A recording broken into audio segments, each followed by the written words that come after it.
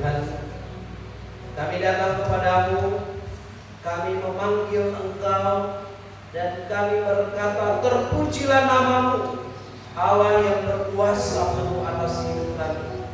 Terpujilah Engkau, Allah yang mau menyapa kami.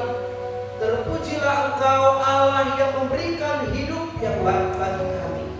Terpujilah Engkau ya Tuhan, yang telah melakukan segala-galanya bagi kami. Terima kasih Tuhan, kami ada sebagaimana kami ada sampai hari ini. Dan kami mau belajar kebenaran firman-Mu, karena kami membutuhkan firman-Mu. Oleh sebab itu Roh-Mu yang kudus, terjemahkan firman-Mu bagi kami. Buatlah kami memahami dan mengerti, bahkan sesuai dengan kebutuhan rohani kami masing-masing. Sampaikanlah itu ya Bapa. Roh-Mu yang kudus juga akan menerjemahkannya, sehingga kami mampu juga melakukannya dalam hidup kami. Terima kasih Bapa di surga. Kami menolak setiap siasat dan kuasa iblis yang akan mengambil firman-Mu, dan kami siap mendengar Engkau berbicara. Di dalam nama Tuhan Yesus kami berdoa. Amin. Silakan duduk Bapak Ibu Saudara yang terkasih dalam Tuhan. Selamat hari Minggu, Shalom. Shalom. Ya, kita memasuki minggu akhir yang ketiga. Terima kasih Pak Muji.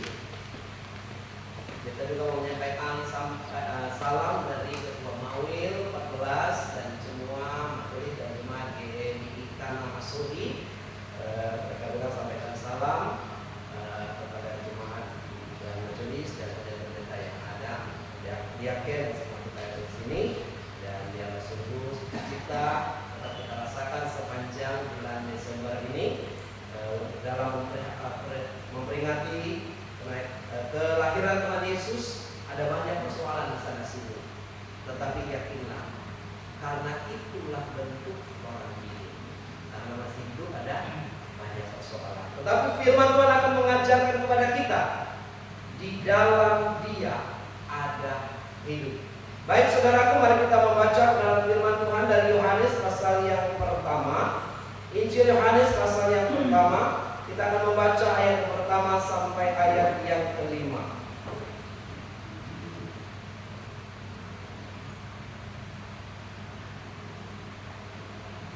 Alkitab saya halaman 111. Injil Yohanes pasal yang pertama sampai ayat yang kelima.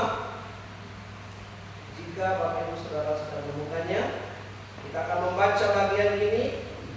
Kita juga dari ayat yang pertama, Bapak Ibu Saudara yang kedua, dan sampai ayat yang kelima. Firman yang telah menjadi manusia. Pada mulanya adalah firman. Firman itu bersama-sama dengan Allah, dan firman itu adalah Allah. Segala sesuatu dijadikan oleh Dia, dan tanpa Dia tidak ada sesuatu pun yang telah jadi dari segala yang dijadikan.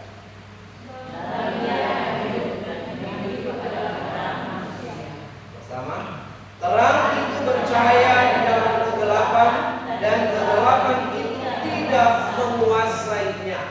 Ya Bapak Ibu Saudara yang terkasih dalam Tuhan, kita akan belajar dalam 5 ayat ini saja dalam tema yang diberikan, yaitu dalam Dia ada hidup. Saudara-saudara yang dikasihi Tuhan, pernahkah kita merenungkan pertanyaan mendasar? Apa sebenarnya arti hidup? Banyak orang mencari akan arti hidup. Nah, apakah kita kalau di sini sudah menemukan arti hidup? Ada pujian kalau peserta sini biasanya ada kan di daerah Sulawesi dan juga di Jawa itu. Hidup bukan karena hal yang kita lewati, tapi hidup karena arti. Artinya apa? Orang yang sudah di dalam Tuhan.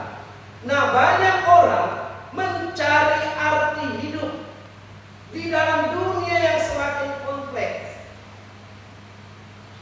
Banyak orang mencari kepuasan dalam kekayaan, karena dia merasa hidupnya akan senang jika dia memiliki kekayaan. Tentu tidak salah juga, tetapi semuanya berorientasi kepada hal demikian. Ada orang menganggap bahwa dia puas dalam hidupnya. Hidupku hanya untuk karir. Maka ada orang berkata, beta tidak ada waktu untuk melayani, beta tidak ada waktu untuk beribadah. Ada orang berkata, saya hidup untuk menjaga hubungan. Tentu hubungan itu baik, tapi ada juga banyak orang yang terluka karena hubungan-hubungan itu. Ada juga yang bersuka cita karena hubungan-hubungan itu. Ada juga yang berkata, saya hidup untuk mencapai pencapaian pribadi. Tujuan-tujuannya.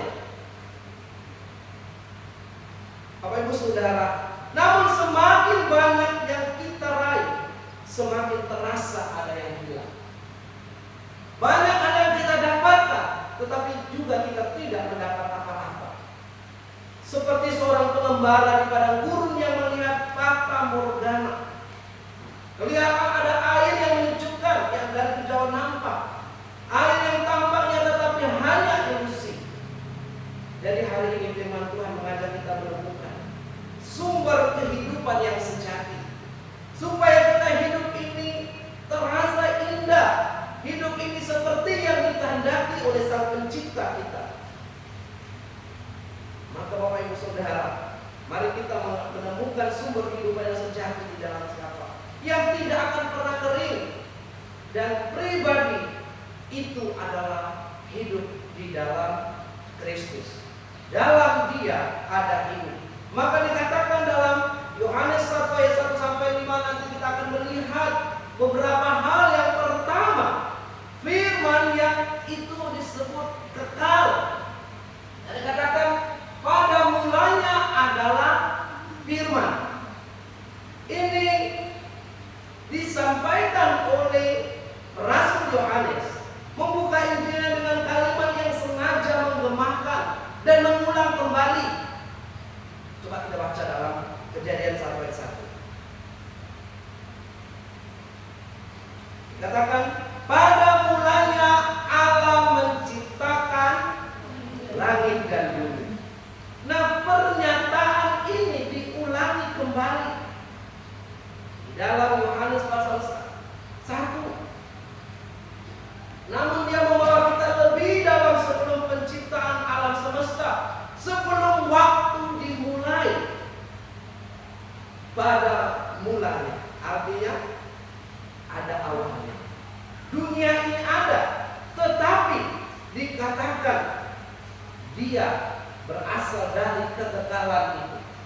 Maka kita akan melihat sebelum penciptaan alam semesta, sebelum segala sesuatu ada, maka firman itu sudah mutlak ada. Kata firman, Yunaninya itu logos, mengandung makna kata yang kaya. Artinya ada pikiran di sana. Firman juga berarti ada wahyu di sana, ada prinsip rasional, dan ada ekspresi, atau ada sesuatu yang mau dia sampaikan di dalam firman itu. Bagi orang Yahudi, ini mengingatkan firman penciptaan Allah. Berfirmanlah Allah, maka pada saat itu keberadaannya. Bagi orang Yunani, ini adalah prinsip rasional yang mengandung alam semesta, bahwa segala sesuatu ada karena Allah. Karena ada firman, maka pernyataan yang radikal, pernyataan yang revolusioner adalah pernyataan ini. Firman itu adalah Allah. Nah, kenapa radikal? Karena orang pahamnya, orang Yahudi paham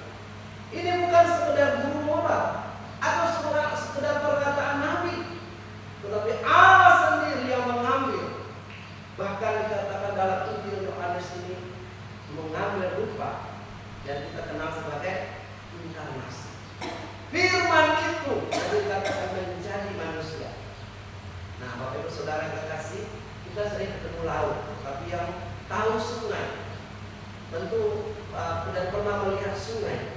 Kadang-kadang kalau kita melihat sungai yang mengalir deras, kita bisa mengagumi kekuatannya, kita bisa mengagumi kejernihannya, kita bisa mengagumi di dalam air itu ada kehidupan, karena ada binatang-binatang air, termasuk ikan yang ada di dalamnya. Nah, namun untuk benar-benar memahami sungai, maka kadang-kadang penjelajah atau yang lingkungan hidup berusaha menelusur sampai ke hulu sungai, karena di situlah sumbernya, ada mata air di puncak gunung. Demikian pula untuk memahami hidup. Untuk kita paham hidup kita ini, maka kita harus, menurut Yohanes, memahami terlebih dahulu sumbernya kita. Katong ini dari mana? Katong ini siapa yang mengadakan?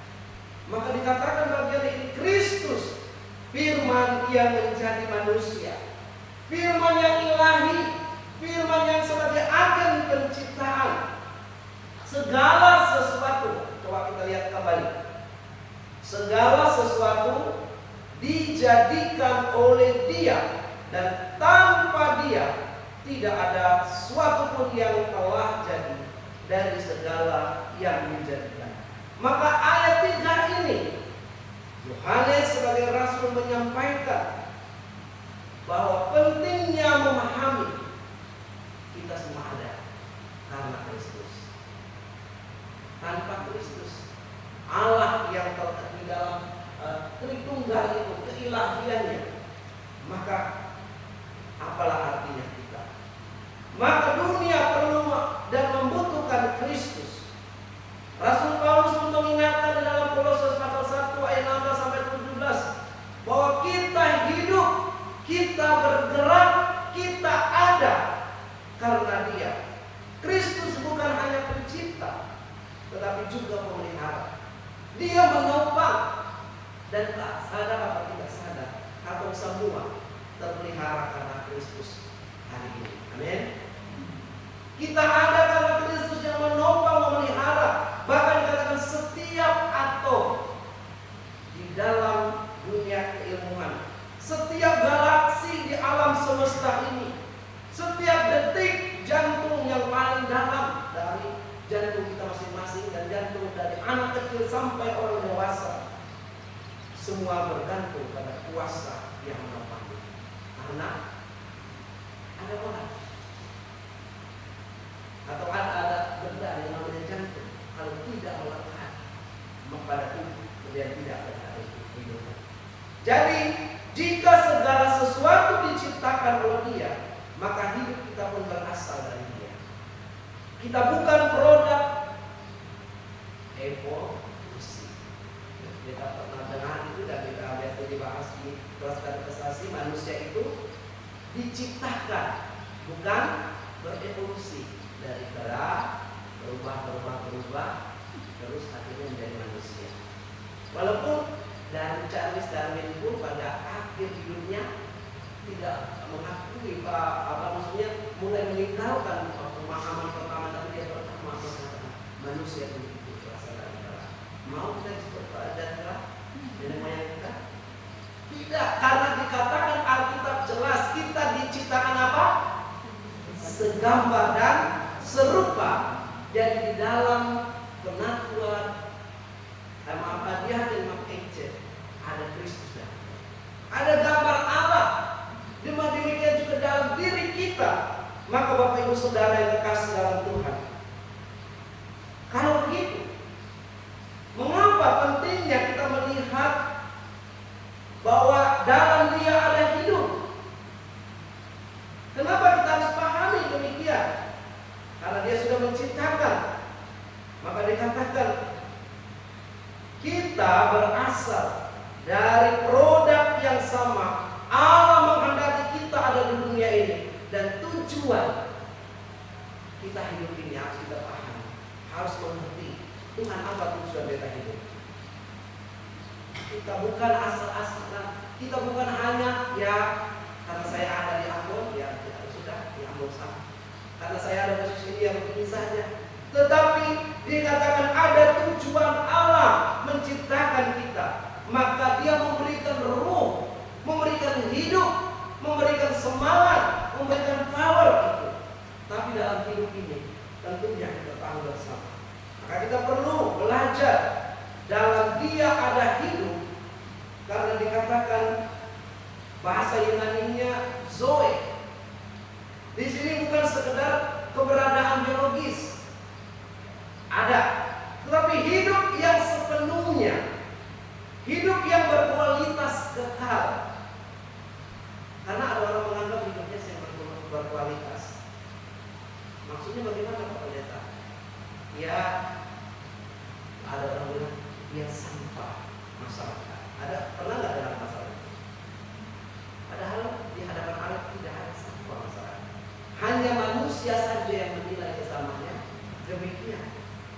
Di hadapan Kristus, maka dikatakan Tuhan sudah memberikan hidup yang sepenuhnya, hidup yang berkualitas, hidup yang bersumber kepada Allah sendiri, bukan hidup untuk dirinya sendiri. Ini adalah kehidupan yang tidak dapat dihasilkan oleh ciptaan, harus diterima dari Sang Pencipta. Zoe, kehidupan itu diberikan oleh Allah di dalam Kristus Yesus. Pikirkan sebuah lampu yang indah dengan hiasan kristal. Ya, kita sering ada karena gereja kita yang kalau gereja kita ada hiasan panjang menjuntai, ya cukup mahal. Di tempat kami dulu kalau perbukan menjadi keluarga kami dan adik semuanya karena mahal. Tetapi perhiasan itu, hiasan kristal lampu itu, tanpa disambungkan kepada listrik, ia hanya sebagai benda gelap dan pajangan, tidak mengeluarkan ya seperti cahaya-cahaya dan keindahan. Demikian pula manusia tanpa hubungan yang dekat dengan Kristus mungkin tampak hidup secara biologis, tetapi secara rohani terputus dari sumber Allah sendiri. Tidak ada komunikasi dengan Sang Pencipta. Maka dalam dunia rohani dikatakan dia hidup, tetapi rohaninya tidak ada hubungan dengan Sang Pencipta itu. Maka hidup sebagai manusia, maka dikatakan hidup sebagai dia itu di dalam dia ada hidup, maka hidup sebagai terang manusia. Di dalam hidup itu ada terang manusia.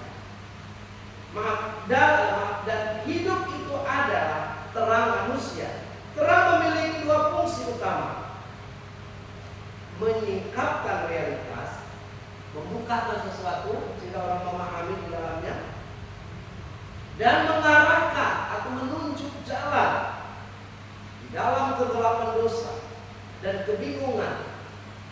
Maka kita membutuhkan terang. Ini salah, ini benar, ini yang harus saya tuntun, ini yang harus saya ikuti, yang menuntun dalam hidup saya. Maka dikatakan dalam dia ada hidup, karena hidup itu akan menerangi jalan. Mengapa Kristus datang sebagai terang? Mengapa kita perlu terang? Pertama, menyingkapkan siapa Allah yang sejati. Dengan terang Kristus di dalam itu kita mengenal Allah. Oh, Allah ialah pribadi. Oh, dia sungguh menerangi saya, dan biarlah saya juga mau belajar disingkapkan oleh Allah kebenaran-kebenaran ilahi. Mengapa Kristus datang sebagai terang? Dia menyingkapkan kondisi manusia yang berdosa. Dikatakan bahwa terang Kristus tidak dapat dipahami sepenuhnya oleh pikiran kita yang terbelenggu oleh dosa dan tidak dapat dikalahkan oleh kegelapan. Artinya bahwa terang itu ada. Maka terang bercahaya dalam kegelapan dan kegelapan tidak menguasainya. di sini memang nyala terus listrik siang dan malam. Bukan kayak orang yang sekarang saudara-saudara sedang kena bencana di Sumatera dan Aceh dan Palembang. Tetapi hatinya, apakah diterangi oleh Kristus? Hati kita apakah senantiasa dituntun oleh Kristus? Maka kata Yunani menguasai itu kata lambano. Terang itu percaya dalam kegelapan, menguasai berarti Kristus menguasai, memahami dan mengatasi. Terang Kristus tidak dapat dipahami sebelumnya oleh kegelapan. Artinya orang yang di dalam terang yang memahami Kristus. Maka orang berkata, Tuhannya orang Kristen kok mau jadi manusia? Mereka tidak memahami. Mengapa dia harus lahir di kandang binatang? Mengapa dia harus dihina? Mengapa kalau Tuhan harus menderita? Ini banyak pertanyaan orang yang di luar terang Kristus. Tidak memahami. Tetapi kita di dalam Kristus memahami sepenuhnya bahwa Tuhan datang karena beta orang berdosa. Maka dikatakan terang Kristus tidak dapat dikalahkan oleh kegelapan. Berusaha orang menutup-nutupi kebenaran bahwa Kristus datang untuk menerangi hidup kita. Tetapi dikatakan 1 Yohanes 5 ayat 11 yang menjadi nas pemimpin kita tadi.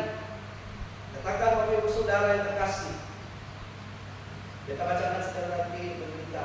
Dan inilah kesaksian itu, Allah telah mengaruniakan hidup yang kekal kepada kita, dan hidup itu ada di dalam Anaknya. Nah selanjutnya, jikalau 1 Yohanes sebagai nas pemimpin mengatakan Allah telah mengaruniakan hidup yang kekal, hidup itu ada dalam Anaknya, maka hidup yang ada dalam Kristus sekarang ditawarkan merupakan kasih karunia dan ingin menjamah semua orang atau menerangi setiap hati orang. Pertanyaan selanjutnya, di dalam dia ada hidup. Mengapa di dalam dia saja ada hidup? Apakah di luar dia tidak ada, di luar Kristus tidak ada hidup? Ada hidup seperti tadi tidak ada hubungan dengan Allah. Mengapa di dalam dia saja ada hidup? Katakan tadi, karena hanya Sang Pencipta yang dapat memberikan hidup sejati. Maka selalu orang berkata, ya mudah-mudahan kita bisa memiliki hidup yang kekal. Tetapi di dalam Yesus berkata, akulah jalan, kebenaran, dan hidup. Maka seperti hanya pencipta arloji yang memejam, memahami sepenuhnya mekanismenya dan dapat memperbaikinya kalau rusak. Jadi hanya Kristus juga yang telah menciptakan kita sepenuhnya mengetahui sebelum hidup kita, walaupun orang menjauh dari Kristus. Maka dikatakan seorang yang membuat jam, dia tahu persis karena dia membuatnya di mana kalau dia sedang rusak. Maka mari datang kepada terang, mari datang kepada Yesus, karena hidup kita tidak ada yang sempurna. Dan orang yang hidup itulah, maka ada kalanya ada rasa enak, ada rasa enak, ada rasa nyaman, ada tidak nyaman, ada rasa damai, ada kalanya tidak ada banyak bergejolak dalam hidup ini. Maka dikatakan itulah yang Kristus hendaki bagi kita. Dia memahami sepenuhnya makna tujuan hidup manusia, karena dialah yang merancang. Siapa yang merancang Bapak Saudara? Kristus, bukan orang tua. Memang orang tua menghendaki kita hadir, tapi Kristus tahu sebelum dunia diciptakan. Kristus tahu pribadi dia. Dia tahu jalan hidup ini si A dan si B. Dia memahami. Oleh sebab itu mari di dalam dia ada hidup. Jadi jangan hanya hidup kita hidup hanya karena ya saya melakukan aktivitas. hidup karena tanggung jawab anak cucu. Ya, karena begitu, tapi hidup yang berarti, tujuan-tujuan dapat kita ketahui. Mengapa di dalam Dia saja hanya ada hidup? Tadi di bagian 1 Yohanes dan juga firman Tuhan dalam Yohanes tadi berkata, mengapa? Karena dosa memisahkan manusia dari sumber kehidupan. Tidak ada yang lain. Dosa dan pemberontakan kita. Setiap hari manusia dan kita berusaha untuk hidup sesuai dengan keinginan kita. Tetapi sebenarnya kita setiap hari juga selalu dosa mengintip di depan. Maka kita tidak bisa datang kepada Allah. Ini fakta dalam diri manusia tanpa Kristus. Karena Dialah. Roma 6 ayat 23 apa dikatakan? Sebab semua orang telah berbuat dosa. Atau semua manusia atau bukan? Manusia dan kita orang berdosa. Karena dikatakan di dalam Dia ada yang mengapa hanya di dalam Dia? Karena Dia telah mengalahkan dosa itu. Dosa itu artinya maut. Kematian spiritual dan kematian fisik adalah konsekuensi dari kita yang terpisah dari Allah. Kematian inilah yang Kristus telah tebus di kayu salib. Melalui kematian dan kebangkitannya, mengalahkan maut dan membuka jalan kepada hidup yang kekal. Maka kita hidup di dalamnya. Jadi Bapak Ibu Saudara yang kasih, kalau kita hidup di dalamnya, maka kita juga belajar untuk mengalahkan. Coba kalau masih kita lihat sampai kiri kanan kita, masih hidup masih. Coba lihat dulu. Ada orang ya masih hidup, tetapi hidupnya tidak ada semangatnya, hidupnya penuh dengan ya kapan sore lagi, malam lagi, kapanlah hari ini akan berhenti. Tidak ada semangatnya, tidak ada artinya hidup ini. Maka poin yang setelah Kristus datang, mengapa hanya ada dalam Dia? Karena hanya Dia yang memulihkan hubungan. Dia adalah sumber hidup sejati, adalah hidup dalam hubungan yang benar dengan Allah. Sekali lagi, hidup yang sejati adalah hidup yang memiliki hubungan yang benar. Dengan siapa? Dengan Allah. Termasuk juga Allah menghendaki kita memiliki hubungan tanpa cacat dengan sesama kita. Walaupun banyak sekali hal yang ingin merusak hubungan kita. Hubungan kita dengan Tuhan akan dirusak dengan banyak persoalan.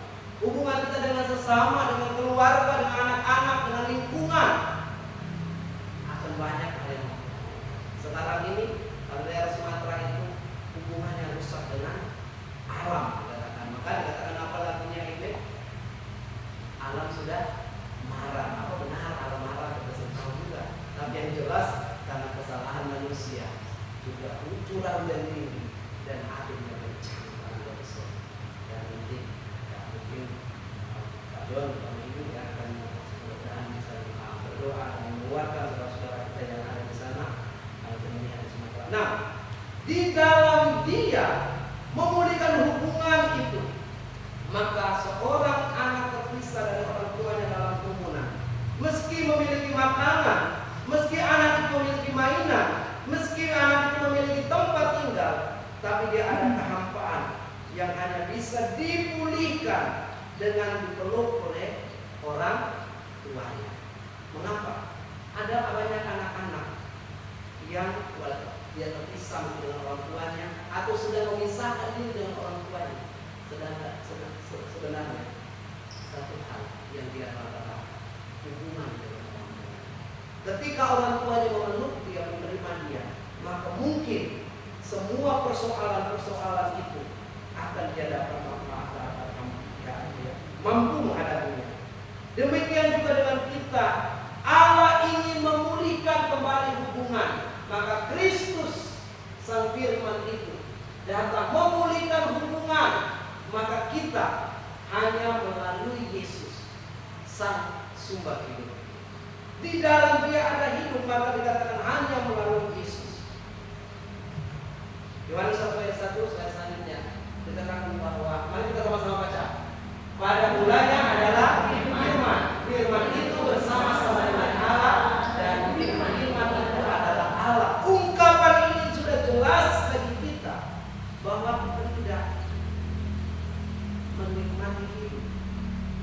luar Kristus, tidak akan seperti yang diharapkan oleh Allah.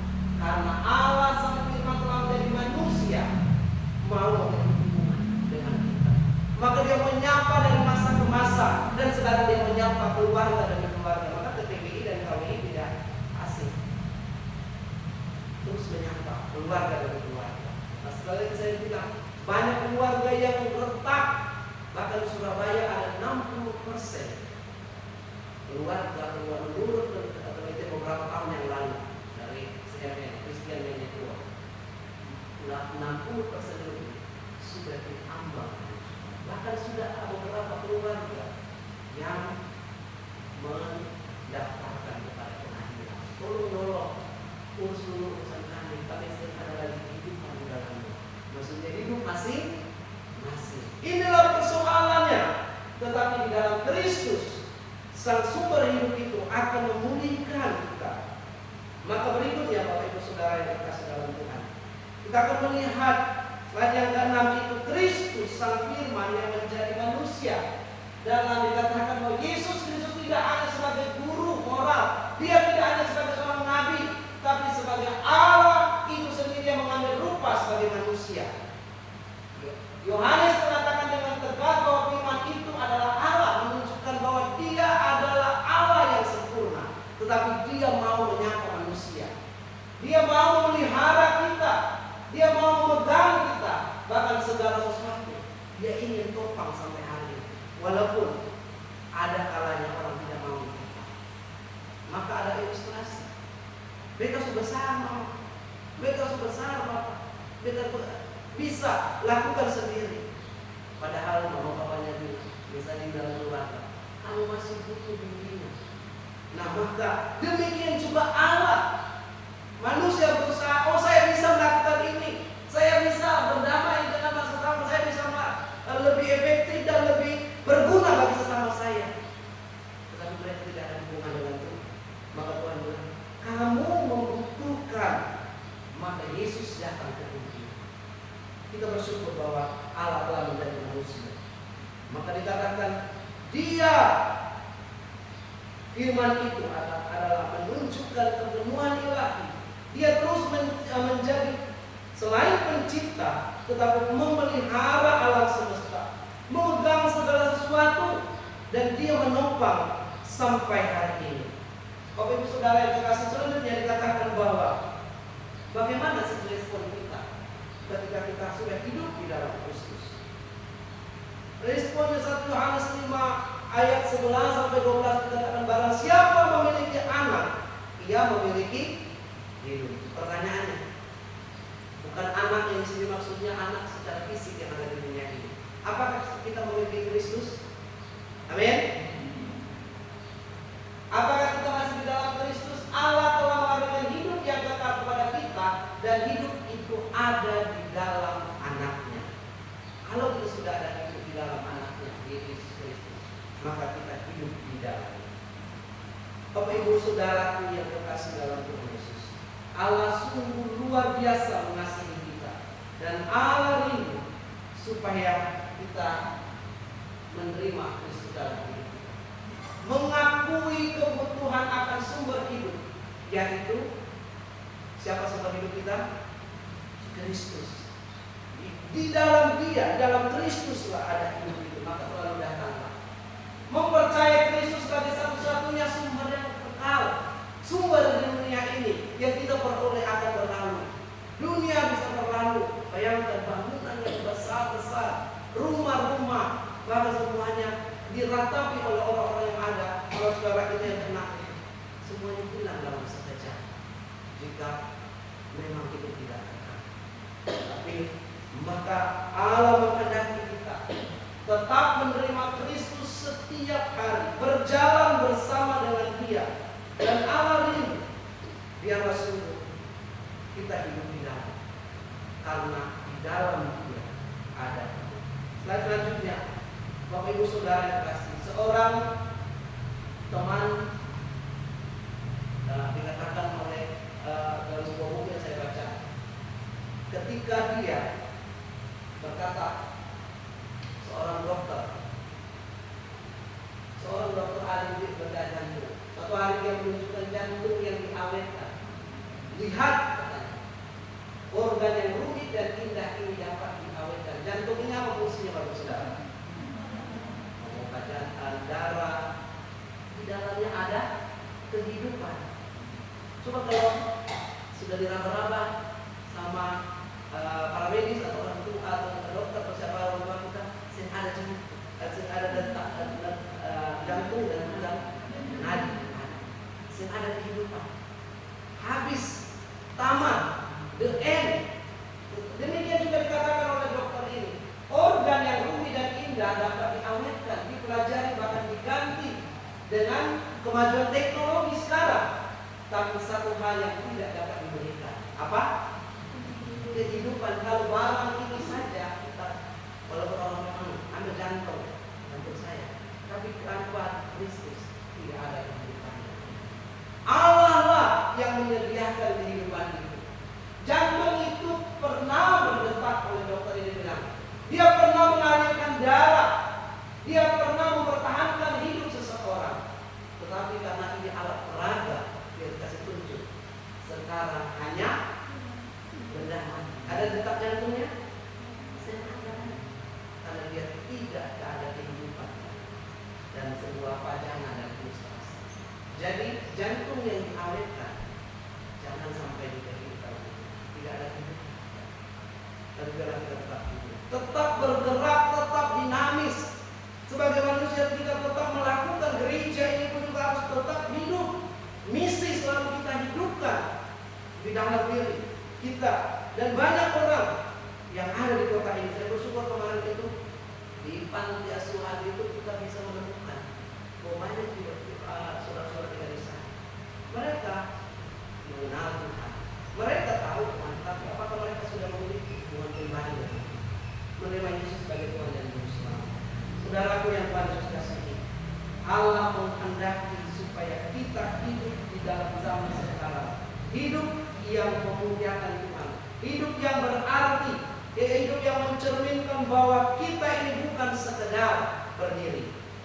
Kita bukan hanya sekedar orang makan, minum, pergi ke pasar, tapi ada life, hidup itu. Bukan hanya ya sekedarnya saja, tapi ada arti. Maka mari kita undanglah Yesus senantiasa. Bagi kita yang belum sungguh-sungguh percaya pada Tuhan, mintalah dengan iman Tuhan, saya mau memiliki hidup itu dan saya mau hidup di dalamnya. Bagi kita yang sudah percaya, hiduplah senantiasa dalam Kristus dituntun oleh Tuhan. Maka ketika ada persoalan, Kristus akan menuntun kita. Firman-Nya akan mengingatkan kita karena kita dalam hidup. Dan kalau hidup kita sudah merasa hampa, mintalah Tuhan berikan arti bagi hidup saya. Tuhan mampukan saya untuk yang hidup yang saya hidupin ini bukan hanya sekedar menghabiskan hari, tapi ada sesuatu yang perlu orang lain juga melihat dalam diri saya. Bapak Ibu Saudara yang Tuhan Yesus kasihi, mari kita sebagai orang percaya belajar bahwa Allah adalah sumber hidup. Di dalam Dia ada hidup dan kita sudah dalam Dia sepanjang Natal ini. Hidup ini bukan hidup dengan kemewahan. Karena pada saudara-saudara kita di Sumatera sana penuh dengan keterpurukan, tapi hidup di dalam Kristus, bergerak di dalam Kristus. Mari kita baca bersama-sama ungkapan kita terakhir. 1, 2, 3. Kristus yang firman menjadi manusia adalah sumber hidup sejati. Hanya dalam persekutuan dengan Dia kita menemukan kebutuhan hidup. Kristus menawarkan hidup baru kepada kita. Marilah menerima Dia sebagai sumber hidup. Kembali dari bawah ini, bahwa Dia hanya yang memberikan hidup sejati itu. Dan dengan persekutuan dengan Kristus kita menemukan, mau hidup kita dipenuhi, bukan dipenuhi dengan kemarahan, bukan dipenuhi dengan masa lalu, bukan dipenuhi dengan tangisan, tapi hidup dipenuhi dengan buah-buah. Hidup yang dipenuhi dengan lifestyle sebagai umat Tuhan yang sudah lahir baru. Bukan karena hari-hari kita lewati. Di dalam Kristus ada hidup.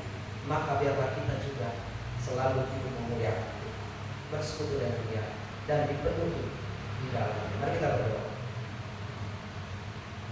Bapa di surga, Engkau melihat kami Tuhan. Bagaimana firman mengingatkan kami bahwa di dalam Engkau ada hidup. Tuhan, selidiki hati kami. Bagaimana kami memandang hidup? Apakah kami hanya memandang hidup karena dari rasa kecukupan kami, kekayaan, atau apa yang menjadi kebanggaan kami? Kami memandang hidup dari kesuksesan, atau hanya hidup yang terbaru begitu saja? Di dalam Kristus ada kehidupan. Jantungnya hati Allah adalah memiliki hubungan yang baik dengan manusia, menyelamatkan manusia, dan gereja ada di dunia ini untuk terus menyuarakan bahwa di dalam Kristus ada hidup.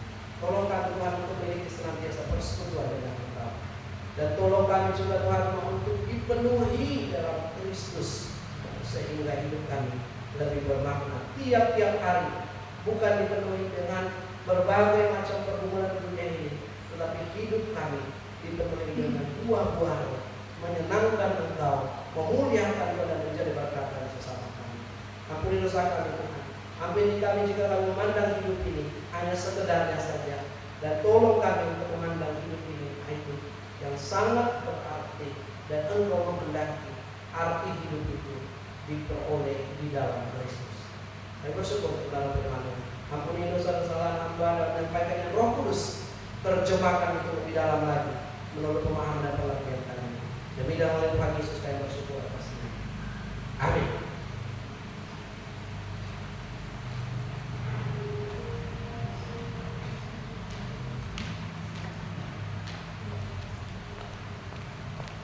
Bapak Ibu Jemaat,